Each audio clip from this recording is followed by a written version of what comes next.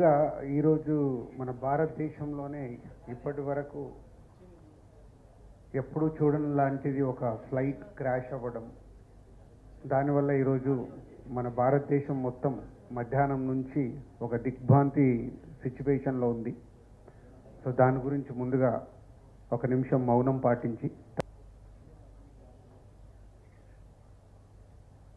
ఈ ప్రెస్ మీట్కి మంత్రివర్యులు కూడా రావాల్సింది ఉంది, పోతే ఆ ఇన్సిడెంట్ వల్ల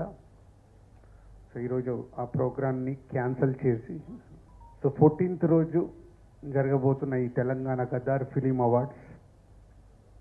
14 years తర్వాత ఈ రాష్ట్రం ప్రభుత్వం